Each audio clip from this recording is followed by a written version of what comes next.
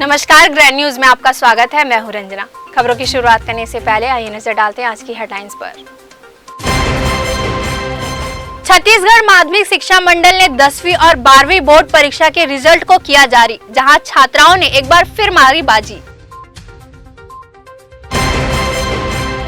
2022 के दूसरे नेशनल लोक अदालत का हुआ आयोजन, जिसमें विभिन्न प्रकरणों का हुआ निराकरण। भीषण गर्मी में पानी की समस्या को लेकर मचा हाहाकार। पिछले 10 दिनों से नहीं खुले नल, जिसे लेकर महिलाओं ने नल घर में किया हंगामा। नशे में धुत युवक ने दूल्हे सहित बारातियों की बेदम पिटाई। पुलिस तमाशाबीन बनी रही, जिससे दहशत का माहौल बना रहा। ग्रैंड न्यूज में अब खबरें विस्तार से। छत्तीसगढ़ माध्यमिक शिक्षा मंडल ने 12वीं व 10वीं बोर्ड की परीक्षा के रिजल्ट को जारी कर दिया है। 10वीं में रायगढ़ की सुमन पटेल, कांकेर की सोनाली और 12वीं में रायगढ़ की कुंती साव ने टॉप किया है। छत्तीसगढ़ के स्टूडेंट के लिए शनिवार को 10वीं और 12वीं के रिजल्ट आ गए हैं। हाई स्कूल और हायर सेकेंडरी परीक्षा के ये परिणाम दोपहर 12 बजे स्कूल शिक्षा मंत्री डॉक्टर प्रेम साय सिंह टेकाम ने रिजल्ट को जारी किया है। 10वीं की परीक्षा में 74.23% स्टूडेंट पास हुए हैं, जिसमें लड़कियों का परसेंटेज 78.84 और लड़कों का परसेंटेज 69.7 रहा है। वहीं 12वीं की परीक्षा में 79.30% स्टूडेंट पास हुए हैं, जिसमें लड़कियों का परसेंटेज 81.15 और लड़कों का परसेंटेज 77.3 रहा है। 10वीं की परीक्षा में 3,63,301 स्टूडेंट शामिल हुए, जिसमें 2,69,478 स्टूडेंट्स पास हुए। हाई स्कूल 12वीं की परीक्षा में 2,87,673 स्टूडेंट्स शामिल हुए थे। इनमें से 2,27,991 स्टूडेंट्स पास हुए। स्टूडेंट्स रिजल्ट मंडल की वेबसाइट पर देखा गया। 12वीं की परीक्षा में प्रणय पांडे व तकियापारा दुर्ग की माधुरी सारथी टॉप 10 में शामिल है। Pranay Shakuntala group of school का छात्र है। शकुंतला विद्यालय से वैसे तो प्रतिवर्ष हमारे विद्यार्थी अपनी प्राइमरी सूची में अपना स्थान दर्ज कराते हैं। इस बार प्रणय पांडे ने प्राइमरी सूची में अपना स्थान दर्ज कराया है। शकुंतला ग्रुप ऑफ स्कूल के डायरेक्टर माननीय संजय ओझा जी के सफल नेतृत्व में सभी शिक्षकों का, विपिन ओझा सर जी का, सभी का इनका अच्छा मार्गदर्शन रहा, जिससे प्रणय पांडे फिर से मेरिट लिस्ट में अपना स्थान दर्ज कराया है। हम सभी सफल विद्यार्थियों के उज्जवल भविष्य की कामना करते हैं पूरे परिवार, शाला परिवार की ओर से, और बहुत बहुत बधाई। मेरा नाम प्रणय पांडे है और इस साल मैंने मेरिट की तैयारी काफी जोरों शोरों से की थी, क्योंकि पिछले साल हमारा पेपर ऑनलाइन हुआ था और इस साल हमारा पेपर ऑफलाइन होना था। तो ऑनलाइन से ऑफलाइन की तैयारी मेरे लिए काफी मुश्किल रही। मुझे पहली बात तो मुझे 3 घंटे बैठ के लिखने में दिक्कत हो रहा था, और दूसरा मेरे लिए ऑफलाइन कक्षाओं में बैठकर समझना काफी चुनौतीपूर्ण कार्य हो रहा था। लेकिन इस प्रकार से मैंने अपने शिक्षकों की सहायता से, अपने मम्मी पापा की सहायता से मेरिट को अचीव किया, और मेरे शिक्षक मेरे पीछे हमेशा खड़े रहते थे। यदि आप उन्हें रात के 12 बजे भी अगर आप मैसेज करते कि मुझे इसमें डाउट हो रहा है, तो वो सामने से रिप्लाई देते हैं। उनका पहला प्रायोरिटी मतलब उनके लिए पहला प्रायोरिटी हम स्टूडेंट्स थे। तो इसी के कारण मुझे स्कूल से काफी सहयोग मिला। इसके लिए मैं डायरेक्टर संजय ओझा का एवं प्राचार्य श्रीमती आरती मेहरा का काफी धन्यवाद करना चाहूंगा। कक्षा 10वीं में पूरे प्रदेश में 98.67% के साथ पखांजूर मुख्यालय से 20 किलोमीटर की दूरी पर स्थित गोंडाहोर PV 52 की बेटी सोनाली बाला ने प्रथम स्थान हासिल किया है। सोनाली बाला के पिता जयदेव बाला पेशे से शिक्षक हैं। 10 से 12 घंटे रोजाना पढ़ाई और पिता के मार्गदर्शन से ये मुकाम हासिल हुआ है। ग्रामीण सहित पूरे क्षेत्रवासियों में खुशी की लहर है। मिठाई आ रही है उनको भी नहीं मालूम सर, उनको भी नहीं मालूम। राजनांदगांव के ग्राम खैर झीटी की दामिनी वर्मा ने कक्षा 10वीं की परीक्षा में 98.17% अंक प्राप्त कर प्रदेश के टॉप 10 में दूसरा स्थान हासिल किया। ग्रैंड न्यूज के लिए कैमरामैन सुनील विश्वकर्मा के साथ निखिल कुमार पाठक की रिपोर्ट। 12वीं बोर्ड की परीक्षा में दुर्ग की बेटी माधुरी सारथी ने मेरिट लिस्ट में आकर 7वें स्थान पर अपना नाम दर्ज कराया है, जिससे पूरे क्षेत्र में खुशी का माहौल बना हुआ है। दुर्ग की छात्रा कुमारी माधुरी सारथी ने सीजी बोर्ड की 12वीं परीक्षा में पूरे प्रदेश में 7वां स्थान प्राप्त किया है। माधुरी के पिता रिक्शा चालक हैं। हरना बांधा निवासी माधुरी शुरू से ही मेधावी छात्रा रही है। आज जैसे ही नतीजे घोषित हुए, माधुरी सारथी के घर उन्हें बधाई देने वालों का सिलसिला शुरू हो गया। लेकिन माधुरी इस समय अपनी मां के साथ तिल्दा गई हुई है। माधुरी के मेरिट लिस्ट में 7वें स्थान पर आने की खुशी में पूरी बस्ती में खुशी की लहर छा गई है। बस्ती के लोग बेहद खुश हैं। हेलो हाँ हाँ बेटा, मैं ग्रैंड न्यूज से वीना दुबे बोल रही थी। आप माधुरी सारथी बोल रही हैं? Yes ma'am. हाँ बेटा, हम आपसे कुछ बात करना चाह रहे हैं। आज आपने टॉप किया है 12th में, उसी सिलसिले में आपसे हम कुछ बात करना चाह रहे हैं। आप हमारे सवालों के जवाब देने के लिए लाइन पर बने रहिए, ठीक है? Okay ma'am. जी, सबसे पहले तो माधुरी आपको बहुत बहुत बधाई कि आपने 12th की परीक्षा में जो टॉप किया है और प्रदेश में 7वें स्थान पर अपना नाम दर्ज कराया, उसके लिए हम ग्रैंड न्यूज परिवार की तरफ से आपको बहुत सारी बधाई देते हैं। हम आपसे जानना चाहेंगे माधुरी कि आपने किस तरह से पढ़ाई करी थी और आपने इतने अच्छे अंक प्राप्त किए? मैम मैं रोज स्कूल जाती थी और ट्यूशन भी जाती थी रोज जी। और घर में 6-7 घंटे पढ़ाई के लिए बैठती थी और रोज पढ़ती थी। कौन से स्कूल में है बेटा आप अभी? मेरे स्कूल का नाम शासकीय उच्चतर माध्यमिक विद्यालय तकियापारा दुर्ग। आपके घर में और कौन कौन है? हमारे घर में मेरी मम्मी पापा, मैं और मेरे भाई बहन। पापा क्या करते हैं आपके? पापा रिक्शा चलाते हैं। अच्छा, तो कभी पढ़ाई के दौरान कभी कोई दिक्कत आई बेटा आपको कि मतलब किसी चीज की जरूरत पड़ी हो और आप उससे ना ला पाए हो, या इस टाइप का कुछ बुक्स वगैरह की जरूरत पड़ी हो और आप उसे ले ना पा रहे हो, तो ऐसे समय में किसने आपकी सहायता की थी? हाँ मैम ऐसे हुआ है, पर हम लोग उस समय ना पैसा जमा करके लिए हैं। अच्छा। मतलब पैसे जमा करते थे। अच्छा, तो आप घर में कितने घंटे रोज पढ़ाई करते थे घर में? 6-7 घंटे। 6-7 घंटे पढ़ाई करते थे। और आपके जो स्कूल के टीचर थे उन्होंने किस तरीके से आपके पढ़ाई में मदद करी? बताते थे मैम, जैसे मुझे कुछ डाउट रहता था तो उन्हें क्लियर भी करते थे।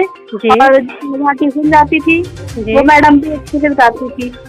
अच्छा, अभी आप बड़े होकर के क्या बनना चाहती हैं? जैसे आपने अभी टॉप किया है 12th में, आगे आपके क्या इच्छा है? आगे आप क्या करना चाहते हैं? मैं बैंक ऑफिसर बनना चाहती हूँ मैम। बैंक ऑफिसर बनना चाहते हैं, आपकी इच्छा बैंक ऑफिसर बनने की है। 2 साल के बाद जब स्कूल खुला बेटा, 2 सालों तक आपको पता था कोविड के माहौल में जिस तरीके से ऑनलाइन सारे एग्जाम हो रहे थे और उसके बाद अचानक से ऑफलाइन आप लोगों ने एग्जाम दिया, वो एक्सपीरियंस कैसा था आप लोगों का? मैं सोच रही थी कि इस बार अच्छे मार्क्स नहीं आ पाएगा क्योंकि बहुत देर में पढ़ाई हुई थी जी। मतलब 2-3 महीने बाद, जैसे कि जून से खुल जाता है स्कूल, तो इस बार अगस्त से खुला था। तो थोड़ी देर से पढ़ाई हुई थी तो अच्छे से नहीं हो पाएगी सोच रही थी मैं। और हो पाई मैम। पर आप और ऑफलाइन पेपर जब हम लोग त्रैमासिक और अर्धवार्षिक का पेपर दिलाए तो उस समय थोड़ा कम मार्क्स आए क्योंकि 2 साल के बाद जब पेपर दिलाए तो वो एक्सपीरियंस नहीं था उस समय। तो और वार्षिक में 2 पेपर दिला चुके थे, त्रैमासिक और अर्धवार्षिक। तो थोड़ा हमें दिमाग आ गया कि ऐसे इस तरीके से पेपर लिखना है, तो जल्दी बनाना है। और अभी जो प्रदेश के मुखिया जो भूपेश बघेल जी हैं, अपने सीएम साहब जो हैं, उन्होंने मेरिट लिस्ट में आने वाले बच्चों के लिए जो घोषणा की है कि उन्हें हेलीकॉप्टर में घुमाया जाएगा, उसे लेकर आप कितनी एक्साइटेड हैं? मैं पहली बार मुझे ऐसा अवसर मिलेगा तो मैं बहुत खुश हूँ। बहुत खुश हैं आप। क्या कहना चाहेंगी अपने सीएम साहब को? मैं उन्हें धन्यवाद कहना चाहूंगी। मैंने कभी सोचा नहीं था, तो जो मुझे मिल गया अभी मिल रहा है। चलिए ठीक है, ग्रैंड न्यूज की तरफ से आपको बहुत बहुत बधाई। आप आगे अपने लक्ष्य को जरूर प्राप्त करें और आपकी इच्छा है कि बैंक ऑफिसर बनने की, तो हम ग्रैंड न्यूज परिवार की तरफ से आपको बधाई देते हैं और ये कामना करते हैं कि आप अपने लक्ष्य में जरूर कामयाब हो और बैंक ऑफिसर बन के अपने माँ बाप का और पूरे प्रदेश का नाम रोशन करें। Okay, thank you Madhuri. Grand news के लिए दुर्ग से वीना दुबे की रिपोर्ट। छत्तीसगढ़ माध्यमिक शिक्षा मंडल ने 10वीं एवं 12वीं की परीक्षा परिणाम आज शिक्षा मंत्री प्रेमसाय सिंह टेकाम के द्वारा घोषित किया गया है। वहीं बालोद जिले के कक्षा 12वीं के छात्र रितेश कुमार साहू ने 95.60% के साथ टॉप 10 में जगह बनाई है। रितेश मैथ्स का स्टूडेंट है जो अपने गांव झलमला के ही शासकीय स्कूल में पढ़कर टॉप किया है। छात्र शुरू से ही मेधावी है। वर्तमान में एनडीए की कोचिंग के लिए लखनऊ गया हुआ है। छात्र के पिता प्यारेलाल साहू भी झलमला के हायर सेकेंडरी स्कूल में टीचर हैं। अपने बेटे की इस उपलब्धि पर रितेश के पिता सहित पूरा परिवार बेहद उत्साहित है। रितेश के घर बधाई देने वालों का तांता लगा हुआ है और एक दूसरे को मिठाई खिलाकर इस खुशी के पल को यादगार बना रहे हैं। हालांकि उनका बेटा इस वक्त उनके साथ नहीं है, इस बात का परिवार को मलाल जरूर है। रितेश अपने माता पिता का बड़ा लड़का है। परिवार में एक छोटा भाई है, पिता जो कि शिक्षक और माताजी हाउसवाइफ है। अपने बेटे की इस उपलब्धि को रितेश के पिता ने ग्रैंड न्यूज से साझा किया। परीक्षा परिणाम का अब इंतजार तो 10 मई से ही कर रहे थे। आज आया तो और सुनकर बहुत ज़्यादा मतलब खुशी महसूस हो रहा है कि लड़का मतलब मेरी टॉप 10 में जगह बनाया ऐसा करके। अब शुरू से ही मतलब मेहनती था, मेहनत बहुत ज़्यादा करता था। अब पढ़ाई में अपने खुद से ही बहुत ज़्यादा मेहनत करता था और हम लोग का और उनके टीचर लोग का भी बहुत ज़्यादा सहयोग मिला है। पढ़ाई में घर में भी मतलब ना बहुत ज़्यादा पढ़ाई करता था वो लगभग 7-8 घंटा तो उससे भी ज़्यादा पढ़ाई करता था घर में ही। अभी वो लखनऊ में है, एनडीए का कोचिंग करने गया हुआ है और उसका शुरू से ही मतलब लक्ष्य था कि एनडीए में ही वायुसेना में जाना है ऐसा करके। और अभी 12 अप्रैल को ही वो गया है। हम लोग अब 4 जने हैं, 2 रितेश और खेमराज 2 भाई हैं और हम 2। हाँ, मैं टीचर हूँ हायर सेकेंडरी स्कूल झलमला में। हाँ, मैं 9th और 10th का मैथ से पढ़ाता हूँ और लड़का जो है वो शुरू से ही मेहनती था तो उतना ज़्यादा मतलब और कुछ बताने का ज़रूरत तो नहीं पड़ा। फिर भी मतलब जो कुछ पूछता था तो बताते थे और टीचर लोग का भी सहयोग अच्छा था।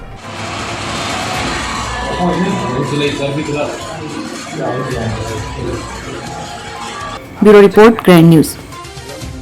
माध्यमिक शिक्षा मंडल के द्वारा आज कक्षा 10वीं और 12वीं के रिजल्ट की घोषणा की गई, जिसमें राजनांदगांव जिले की बेटी दामिनी वर्मा ने कक्षा 10वीं परीक्षा में पूरे प्रदेश में दूसरा स्थान हासिल किया है। उसकी उपलब्धि पर उसे बधाई और शुभकामनाएं देने वालों का तांता लगा हुआ है। राजनांदगांव जिले के ग्राम खैरझेटी निवासी 10वीं की टॉपर दामिनी वर्मा अब चॉपर की सवारी करेंगी। छत्तीसगढ़ प्रदेश ने 10वीं 12वीं की परीक्षा में टॉप करने वाले को हेलीकॉप्टर की सवारी कराने की घोषणा की है। राजनांदगांव जिले के ग्राम खैरझेटी की बेटी दामिनी वर्मा ने इस मुकाम को हासिल अपनी कड़ी मेहनत के बल पर किया है।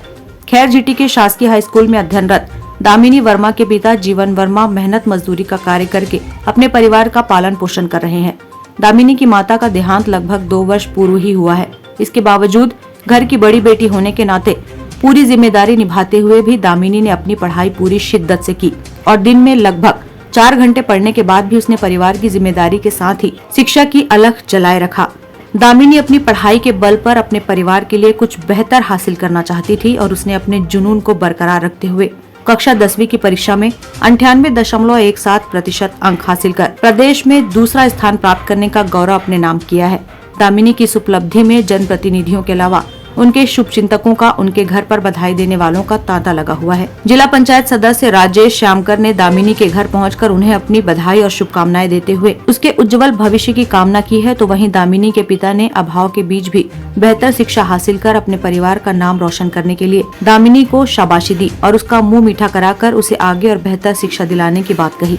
आज मेरे लिए भी और पूरे खैरझेटी गाँव के लिए और वर्मा परिवार के लिए बहुत ही खुशी की बात है कि इस छोटे से गांव में सरकारी स्कूल में पढ़कर बच्ची ने इस पूरे छत्तीसगढ़ में सेकंड टॉप करी है। तो आज पूरे खैरझेटी गांव में खुशी का माहौल है और लड़की की मां का देहांत हो चुका है। उसके बावजूद उस लड़की ने अपने घर की जिम्मेदारी, बहनों की जिम्मेदारी, पिता की जिम्मेदारी, दादा दादी की जिम्मेदारी के बाद वो अपनी पढ़ाई में पूरा ध्यान देकर, घर में ध्यान देकर आज ये इस स्थिति पर है।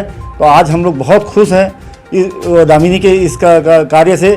मैं दामिनी के जीवन के लिए, भविष्य के लिए कामना करता हूँ कि अपने जीवन में वो सदैव आगे बढ़ते रहे।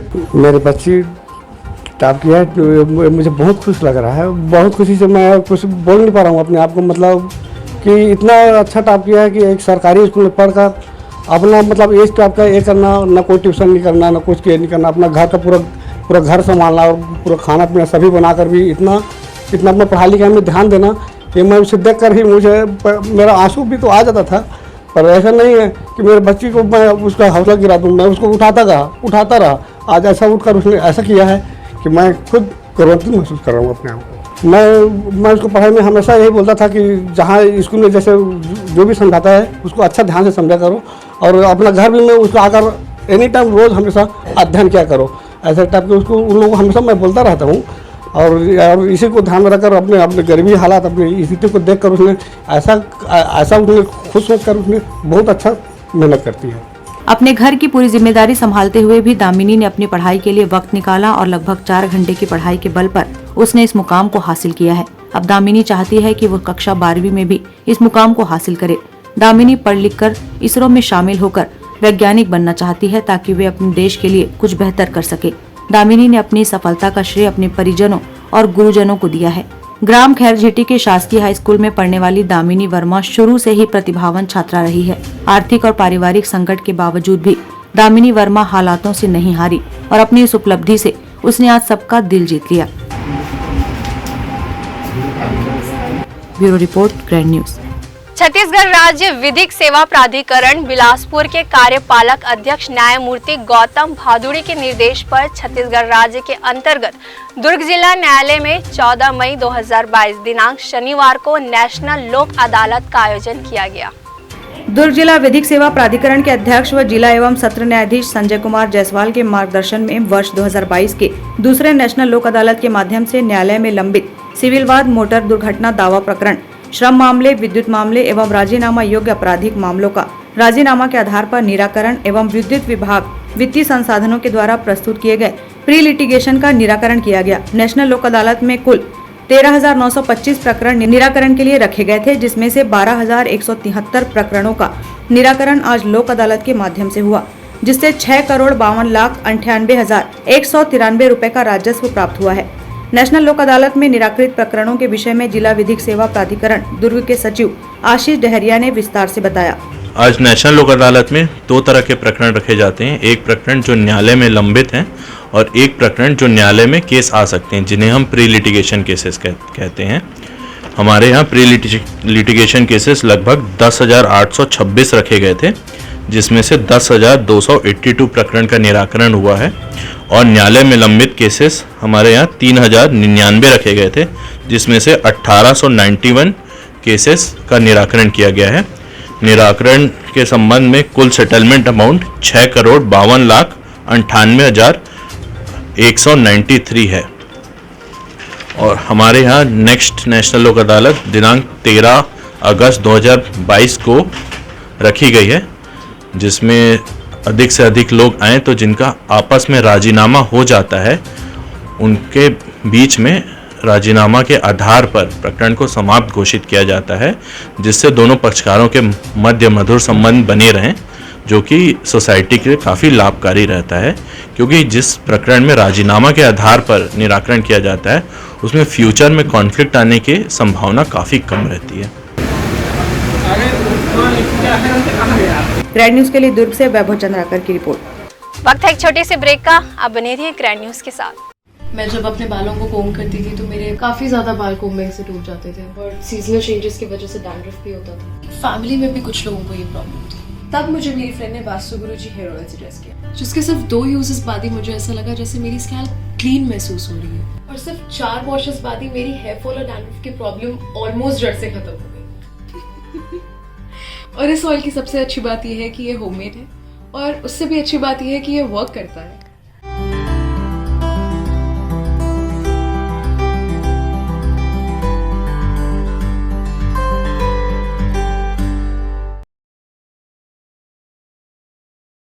ब्रेक के बाद आपका स्वागत है।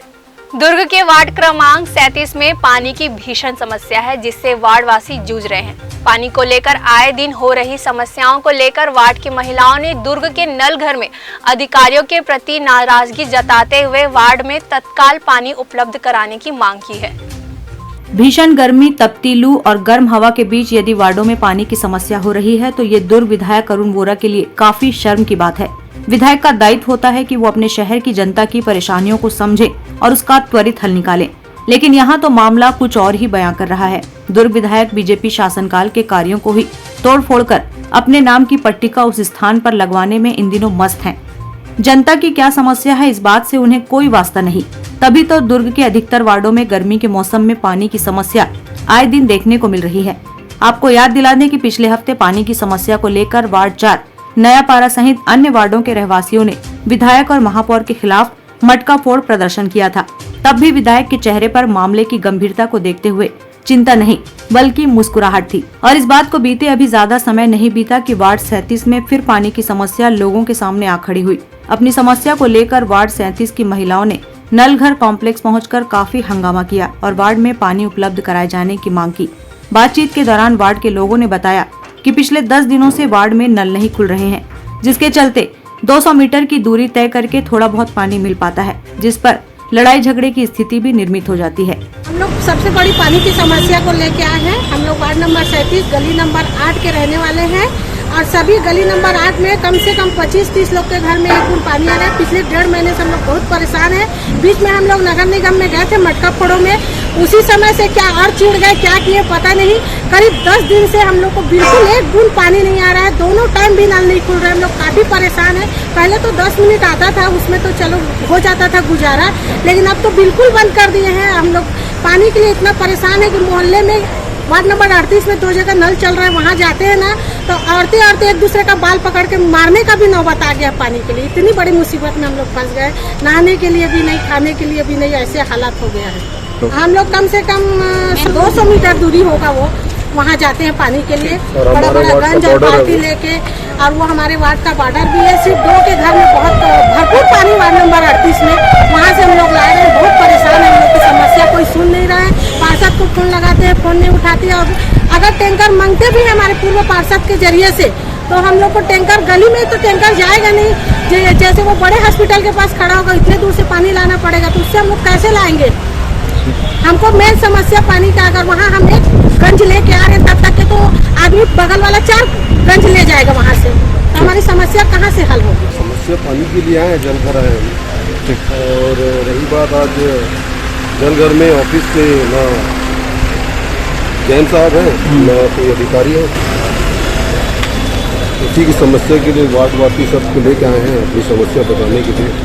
कुछ समय पहले विधायक जी से और महापौर जी से बात हुई थी इस कार्य के लिए, लेकिन उसका कोई उपाय नहीं होता। पानी की समस्या चल रही है 1.5 महीने से लगातार, और जिसमें 10 दिन तो ऐसे हो गया कि पानी की एक बूंद नहीं है।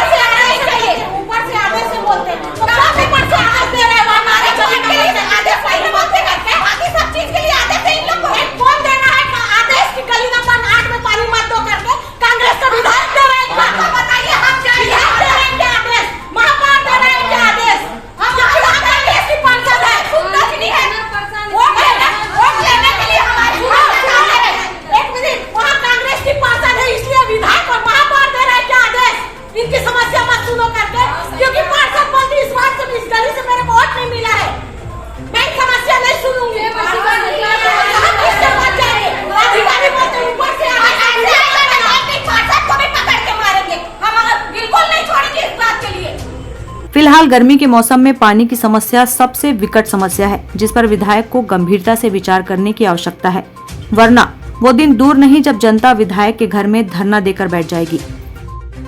ग्रैंड न्यूज के लिए दुर्ग से वीना दुबे की रिपोर्ट। HSCL कॉलोनी कुर्सी पार का एक युवक 14 वर्षीय बच्ची को अपने प्रेम का इजहार करते हुए शादी का झांसा देकर उसका शारीरिक दोहन करने लगा। पुलिस से मिली जानकारी के अनुसार इस दौरान आरोपी ने एक अन्य युवती से विवाह कर लिया। मामला दर्ज होने के बाद आरोपी फरार हो गया था, जिसे हिरासत में अब लिया गया है। खुर्सीपार थाना प्रभारी दुर्गेश शर्मा ने ग्रैंड न्यूज से कहा कि वर्ष 2011 से उक्त बच्ची के साथ HSCL कॉलोनी खुर्सीपार निवासी रवि उर्फ रविंदर सिंह 29 वर्ष अनाचार करता रहा। इस दौरान युवती को 6 माह का गर्भ धारण हो गया था। युवती की रिपोर्ट पर भारतीय दंड विधान की धारा 376 4-6 पॉक्सो एक्ट के तहत कार्रवाई कर न्यायालय में पेश किया गया, जहां से उसे जेल भेज दिया गया है। सबसे पहले तो पीड़िता प्रार्थिया ने थाना उपस्थित आकर लिखित आवेदन दिया कि मेरे साथ है ना पड़ोसी रवि उर्फ रविंदर है 2011 से लगातार 18 तक और फिर 20 से लेकर 21 तक शारीरिक संबंध बनाया। 2011 में वो उस समय उसकी उम्र करीबन 14 साल की थी। तब से इन लोगों का शादी के नाम में उसका शोषण करते आ रहा है और जैसे ही FIR दर्ज हुआ उसके बाद आरोपी की पत्ता तलाश में जुट गए और फिर अपने स्टाफ के साथ उसके घर में जाकर मुखबिरी से सूचना मिला कि अपने घर में हैं, आए हुए हैं और अपने स्टाफ के साथ जाकर घेराबंदी कर उसको पकड़ कर फिर थाना ला के गिरफ्तार जो भी हमारा कानूनी कार्रवाई है हमने के बाद की। आरोपी का नाम है रवि उर्फ रविंदर सिंह, उम्र है 29 साल।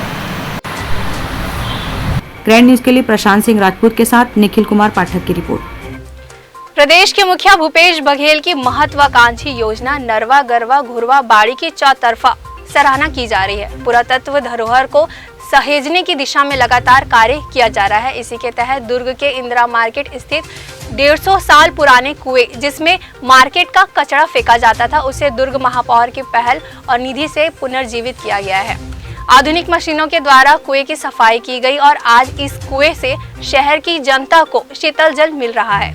इस नेक कार्य को लेकर लोग दुर्ग महापौर की तारीफ करते नहीं थक रहे हैं। ग्रैंड न्यूज संवाददाता वीना दुबे ने महापौर और पॉलिटेक्निक कॉलेज दुर्ग के प्रोफेसर डॉक्टर नागेंद्र त्रिपाठी से जब बातचीत की तो उन्होंने कुएं के संबंध में कुछ जानकारियां ग्रैंड न्यूज से साझा किया। तो हम दुर्ग के इंदिरा मार्केट में खड़े हुए हैं और यहाँ पर जो 150 साल पुरानी धरोहर जो मेरे पीछे आप देख रहे हैं, इंदिरा मार्केट में जो स्थित ये कुआं है, ये 150 साल लगभग पुराना है और इसे बचाने का प्रयास किया गया है। दुर्ग वहाँ पर धीरज बाकलीवाल की जो निधि थी, महापौर निधि से इस कुएँ का संधारण किया गया है और जिस कुएँ में काफ़ी समय से लोग बाज़ारों का कचरा और सारी गंदगी को इकट्ठा करके फेंका करते थे, आज वो कुआँ सेल्फी जोन के रूप में तैयार होकर के लोगों के सामने आ चुका है। यहाँ पर मौजूद हमने डॉक्टर नागेंद्र त्रिपाठी जी से बातचीत की तो उन्होंने इस कुएं के इतिहास के बारे में, उसे इसकी गुणवत्ता और इसकी उपलब्धता को लेकर के कुछ जानकारी दी। आइए हम उनसे बात करते हैं और बताएंगे किस तरीके से सेमी रोबोटिक मशीन डाल करके इसको कुएं का संधारण किया गया है और इसकी यदि पानी की बात की जाए तो कहाँ तक वो पानी जो है वो उपयोगी साबित है लोगों के। पानी को कुएं की सफाई सन एंड सॉइल के आदित्य शराफ ने किया। वो हमारे स्टूडेंट रहे हैं 2014 बैच BIT के। तो उन्हें कुछ समस्याएं जो हुई मशीन डिज़ाइन में, तो वो उस समय हमारे पास कॉलेज आए और हम लोगों ने कॉलेज में हमारी जो टीम है और हम टीचर जो उनके पढ़ाए हुए हैं, सब ने मिल करके उसका सलूशन निकाला और उनकी मदद की रोबोटिक डिज़ाइन करने में और बहुत ही कम लागत में रोबोट बना। ये बहुत अच्छी चीज़ थी और उससे उन्होंने बहुत अच्छे तरीके से कुएँ को साफ़ किया। और रही बात पानी की, तो पानी की जो पहले गंदा था, मटमैला था, स्मेल था, प्लस बैक्टीरिया थे, अब वो सब ख़त्म हो चुके हैं क्लीन होने के बाद। आज की डेट में हम इस पानी को पीने के लिए इस्तेमाल कर सकते हैं। इसको हमारे यहाँ कॉलेज में हमने टेस्ट भी किया वाटर, तो टेस्ट रिपोर्ट भी बता रहा है कि पानी पीने लायक है। मतलब कुल मिलाकर अब जो ये कुआं जो गंदगी और कचरे के लिए यूज़ किया जाता था वो अब लोगों के उपयोग के लिए इसका उपयोग किया जा रहा है। इसकी जाली भी बड़ी ही सोच समझ करके डिज़ाइन की गई है। तो यहाँ तक कि छोटी सी माचिस की तीली यदि जो पहले डालते थे, अब हम डालेंगे तो माचिस की तीली भी अंदर नहीं जाती। पर यह है कि हवा और पानी, जो बरसात का पानी होगा और जो हवा है, वो सर्कुलेशन कुआं के अंदर बना हुआ है ताकि पानी की क्वालिटी हमारी एज इट इज़ बनी रहे। इस वक्त हमारे पास दुर्ग महापौर धीरज बाकलीवाल जी मौजूद हैं। आइए हम उनसे पूछते हैं कि ये कॉन्सेप्ट उनके दिमाग में कहाँ से आया और किस तरह से उन्होंने अपनी निधि से इस कुएं की सफाई करके लोगों के उपयोग में लाने लायक बनाया। सर बताएंगे कि ये जो कुआं जिसमें काफ़ी समय से कचरा और गंदगी फेंकी जा रही थी, किस तरह से आपके दिमाग में कॉन्सेप्ट आया और किस तरह से इसकी सफाई की? इंदिरा मार्केट से मेरा बहुत ही पुराना संबंध रहा और मेरा आना जाना हमेशा इंदिरा मार्केट में रहता था। यहाँ हमारी मित्रता भी बहुत थी और मैं लगातार यहाँ आता जाता रहता था। तो जब मैं इंदिरा मार्केट से गुजरता था और इस कुएँ को देखता था तो मुझे हमेशा इस बात का रहता था कि यार ये कुआँ जो एक हमारे प्राचीन ऋषि मुनि यहाँ आके पानी पीते थे और इस कुएं के बारे में बहुत प्रचलन था कि इसका बहुत ही साफ पानी इसमें आता था और हमारे ऋषि मुनि लोग इसमें पानी पीते थे। तो हमेशा ये मन में रहता था। तो नगर निगम की टीम को जब हमने भेजा तो मैनुअल सफाई करने के लिए, तो जब मैनुअल सफाई कर रहे थे तो 20 फीट 30 फीट के बाद इतनी ज़्यादा गैस आती थी कि वो साफ़ नहीं कर पाते थे, तो वो वही रह जाता था। तो हमारे संपर्क में आए एक इंजीनियर आदित्य सराफ जी और हमारे ठाकुर साहब। तो हम लोग उनसे चर्चा किए, मैंने अपनी कुछ बातें बताई, उन्होंने कुछ बातें बताई।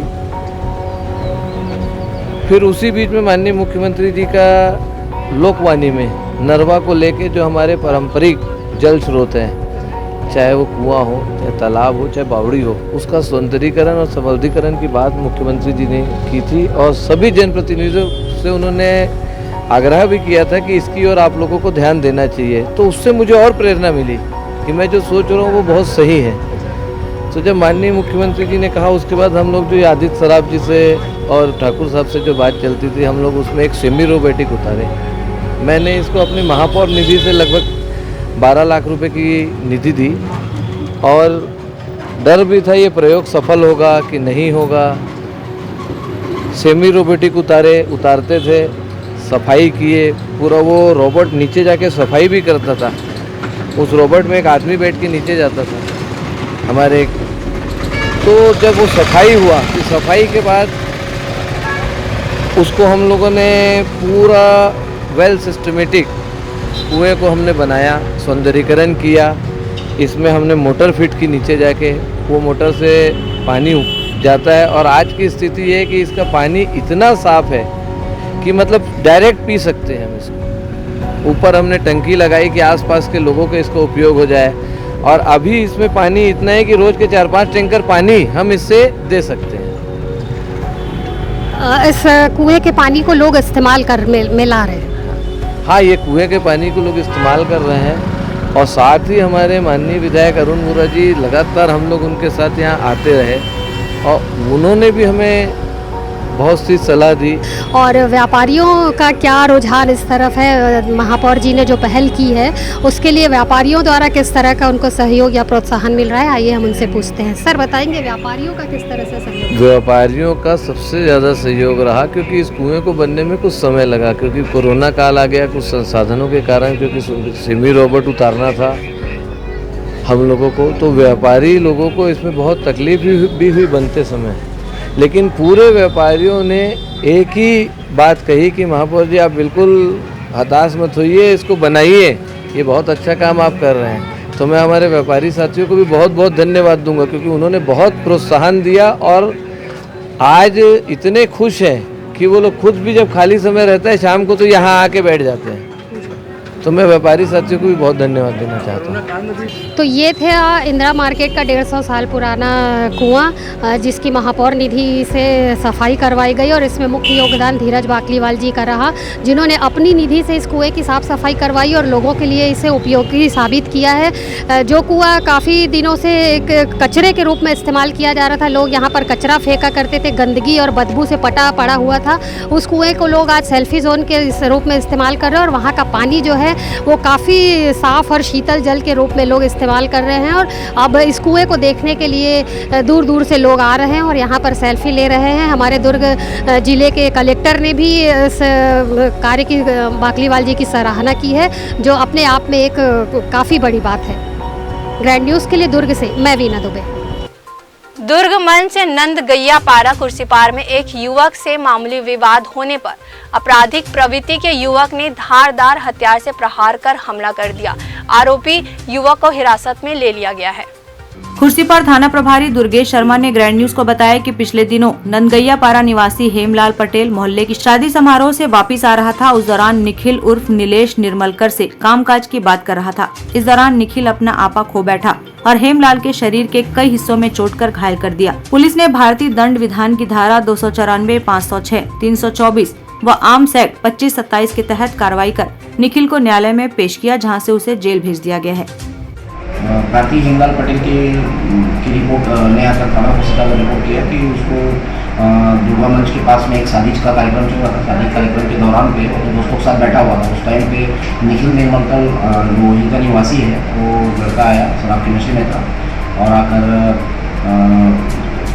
वाद विवाद करने लगा, गाली गलौज करने लगा। गाली गलौज का जब विरोध किया गया तो निखिल निर्मलकर के द्वारा अपने पास रखे अवैध रूप से जो हथियार रखा हुआ था, चाकू, उसको निकाल कर प्रार्थी के कमर और जांघ के पास में हमला कर दिया। प्रार्थी की रिपोर्ट पर धारा 244 323 506 दायर किया गया था, जो एमएलसी के बाद में धारा 324 जोड़ी गई। इसके उपरांत पे आरोपी का तलाश किया जाता। आरोपी घटना के बाद से फरार हो गया था। आरोपी को घेराबंदी कर पुलिस ने पकड़ने में सफलता हासिल की और आरोपी के पास से जो घटना में प्रयुक्त हथियार था, चाकू, उसको भी बरामद कर लिया गया। आरोपी के विरुद्ध में धारा 294 324 506 25-27 साल से के का मुकदमा दर्ज कर मामले में किया गया।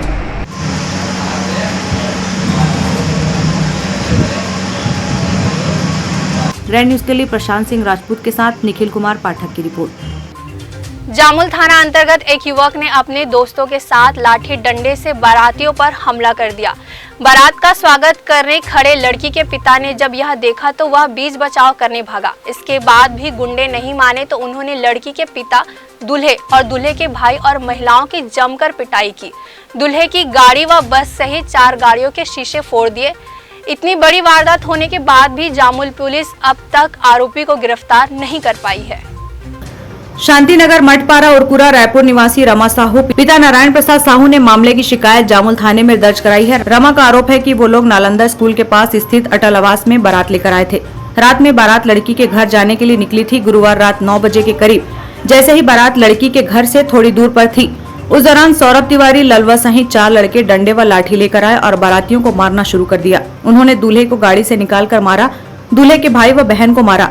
लड़की के पिता जब बीच बचाव करने आए तो उसके साथ भी मारपीट की। जामुल पुलिस ने मामला तो दर्ज कर लिया है, लेकिन खबर लिखे जाने तक एक भी आरोपी पकड़ा नहीं जा सका है। पीड़ित पक्ष का आरोप है कि पूरी रात आरोपी मोहल्ले में ही स्कूटी से घूम रहा था, लेकिन पेट्रोलिंग टीम ने उन्हें नहीं पकड़ा। फिलहाल आरोपी ने ये सब क्यों किया, इस बात की जानकारी सामने नहीं आ सकी है। मारपीट की इस घटना में रिखीराम साहू, सनत कुमार, शिवचरण साहू और रमा साहू को चोटें आई हैं। फिलहाल आरोपी ने ये सब क्यों किया, इस बात की जानकारी सामने नहीं आ सकी है। मारपीट की इस घटना में रिखीराम साहू, सनत कुमार, शिवचरण साहू और रमा साहू को चोटें आई हैं। इनका आरोप है कि वो लोग जब जामुल थाने पहुंचे तो रात 9:30 बजे थाने में मौजूद स्टाफ ने उनकी एक नहीं सुनी। इतना ही नहीं, उसी दौरान आरोपी सौरभ तिवारी थाने पहुंचा और उन्हें धमकी देने लगा। सौरभ तिवारी आदतन बदमाश है और नशे का आदी युवक है। इसके बाद भी पुलिस ने उसे नहीं रोका। पुलिस पर बाराती पक्ष को डराने का आरोप भी लग रहा है। शिकायतकर्ताओं का कहना है कि पुलिस उन्हें समझौते के लिए भी दबाव बना रही थी और कह रही थी कि एफआईआर कराओगे तो काउंटर अपराध दर्ज होगा। जिस आरोपी ने बारात पर हमला किया है उसके घर में खुद उसकी बहन की शादी है। उसके मारपीट की इस घटना से मोहल्ले में तनाव है। पीड़ित पक्ष का कहना है कि यदि पुलिस आरोपियों को गिरफ्तार कर कड़ी कार्रवाई नहीं करती तो वे वही करेंगे जो उनके बारातियों के साथ हुआ है। जामुल टीआई गौरव पांडे का तबादला हो जाने से वो गुरुवार को ही रिलीव हुए हैं। इससे थाने का प्रभार वहां के एसआई को दिया गया है। इतनी बड़ी घटना हो जाने के बाद भी एसआई ने इसकी जानकारी उच्च अधिकारियों को नहीं दी।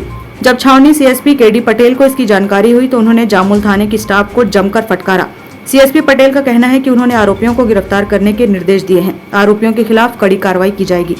ये परसों रात का मामला है जो जामुल थाना क्षेत्र अंतर्गत आता है, जिसमें एक बारात आई हुई थी, जिसमें एक सामने वाले पार्टी जिनके यहाँ खुद की शादी हो रही थी, उनके साथ में बारातियों के साथ में वाद विवाद और मारपीट की घटना हुई थी।